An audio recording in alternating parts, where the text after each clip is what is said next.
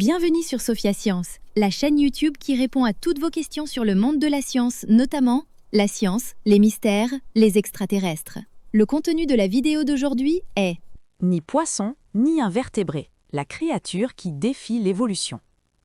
Imagine un animal si discret qu'on pourrait passer à côté sans jamais le remarquer. Et pourtant, il porte en lui un secret vieux de 500 millions d'années.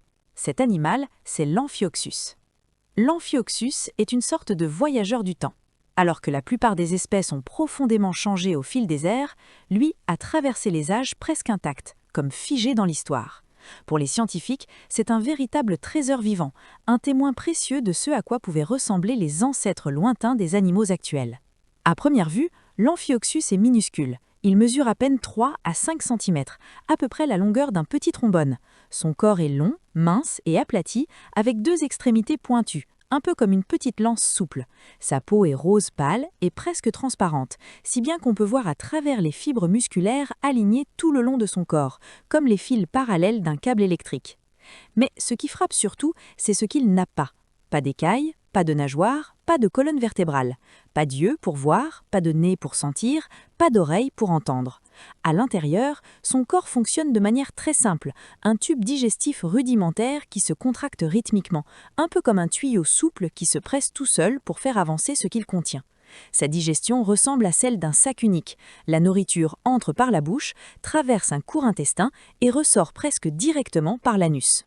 Dans la nature, l'Amphioxus se laisse porter par les courants et les marées jusqu'aux zones peu profondes des estuaires. Il n'est ni rapide, ni combatif. Il n'a quasiment aucun moyen de se défendre. Sa seule stratégie, c'est la discrétion. Il s'enfuit dans le sable, généralement jusqu'à mi-corps, comme quelqu'un qui se cacherait sous une couverture en laissant juste dépasser le visage. La partie exposée lui permet de filtrer l'eau et de se nourrir tranquillement du plancton transporté par le fleuve. Sa vie est courte, mais bien réglée, 3 à 4 ans environ, et quand arrive la saison des amours, un phénomène étonnant se produit.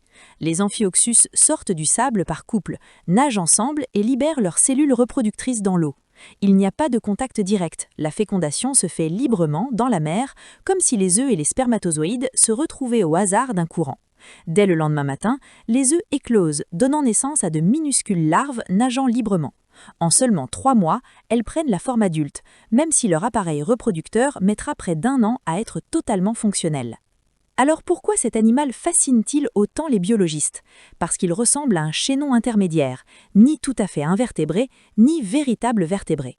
On le compare souvent à une ébauche, comme un prototype ancien qui annoncerait l'arrivée des poissons et bien plus tard de tous les vertébrés, y compris nous. L'Amphioxus occupe donc une place à part dans l'histoire de la vie, petit, fragile, presque invisible, mais essentiel pour comprendre comment un jour les premières formes complexes d'animaux ont commencé à apparaître. Un minuscule animal porteur d'une immense histoire. Laissez vos questions dans les commentaires ci-dessous et Sophia Science fera de son mieux pour y répondre. Merci d'avoir regardé et à la prochaine!